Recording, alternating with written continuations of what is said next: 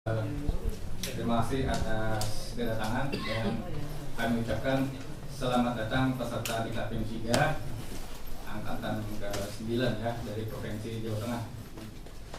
Dan pada kesempatan ini mungkin kami lokus ya salah satu unit layanan pengadaan Kota Banjarbaru.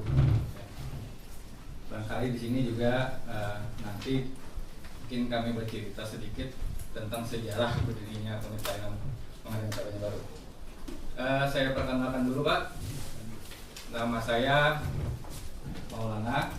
Saya di sini adalah sekretaris unit layanan pengadaan Kota Banjarbaru. Dan mohon maaf, kepala unit layanan ada menghadiri rapat di acara lain.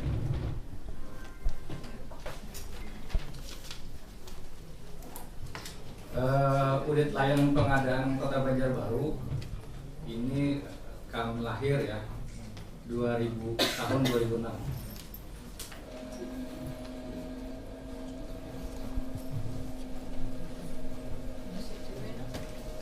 Jadi tahun 2006 dulu belum seperti yang diutarakan Pak Asisten kemarin tadi ya. Unit layanan ini berbentuk dari orang-orang yang mengatasi problem orang-orang yang bersertifikat, karena orang-orang bersertifikat ini sangat sangat kurang pada dulu waktu 2006.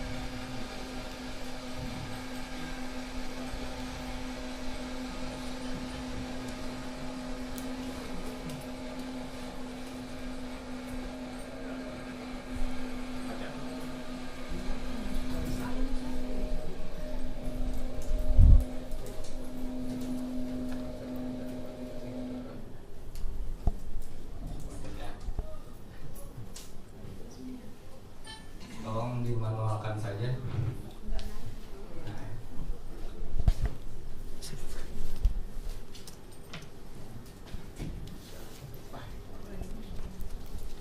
Jadi OLP dibentuk ini mengatasi pegawai yang bersertifikat, karena ada peraturan ya Perpres dulu tahun 2013 ya 2003 itu mewajibkan tenaga orang yang bersertifikat untuk melakukan proses pengadaan barang dan jasa.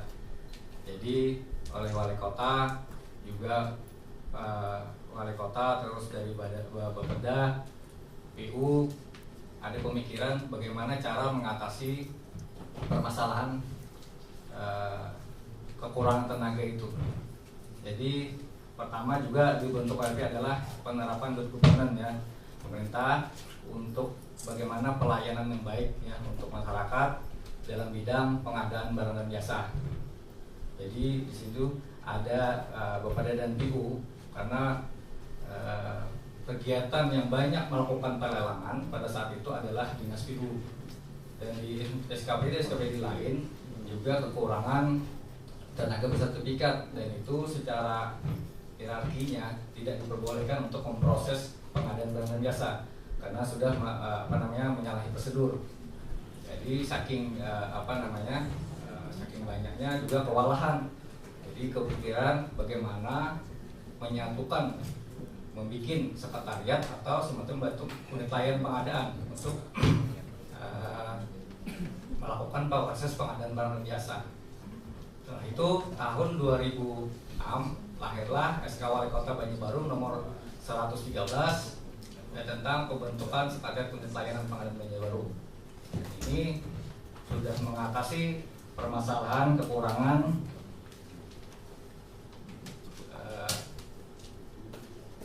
manusia yang bersertifikat tadi. Namun ketika pada saat itu telah mengatasi permasalahan itu, ada problem bagaimana prosedur lelang ya, prosedur lelang. Dan pada itu juga kita tidak mengenal namanya LPSI, tidak mengenal namanya LKPP, karena LKPP pada saat itu juga belum Bapenas ya, belum lahir, cuman masih ada Bapenas. Jadi kemarin juga kita rilik bagaimana cara proses pengadaan, karena dulu permasalahan tentang sertifikat, orang sertifikat sudah sudah ada, bisa diatasi, namun proses lelangnya yang menjadi masalah. Karena proses lelang itu secara manual tentu saja ada namanya seperti ada premanisme itu masih berlaku ya, supaya yang kuat dia yang dapatkan seperti itu. Terus ada pembiayaan yang tidak efisien. Terus panitia yang ini ya yang sangat penting, panitia susah tidur karena diancam.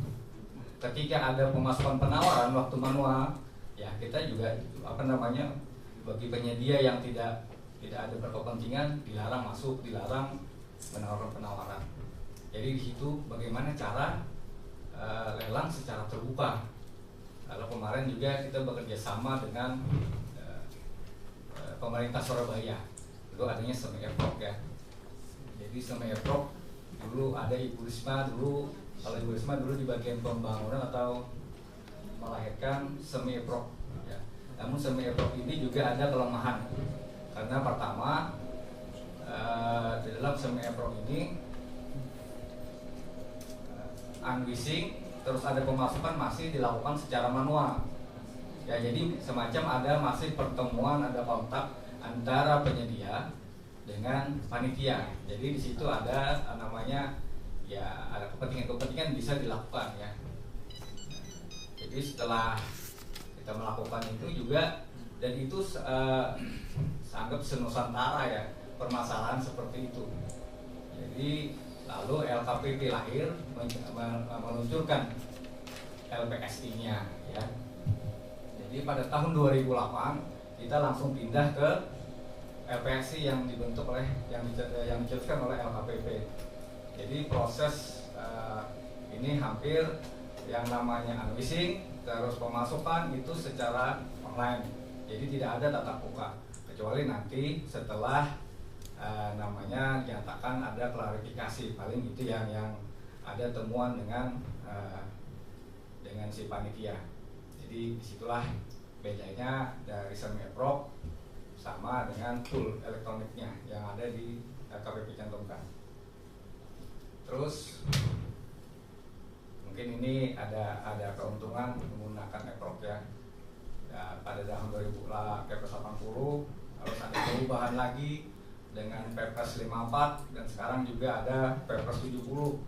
Dan ini mulai zaman Ibu Mega juga beberapa kali perubahan permasalahan pengadaan, selalu ada permasalahan-permasalahan. Ketika kita mengikuti rakor nasional dengan LKPP, sistem apapun kayaknya tidak masih ada permasalahan-permasalahan terus. Jadi semacam ada perka, macam-macam. Jadi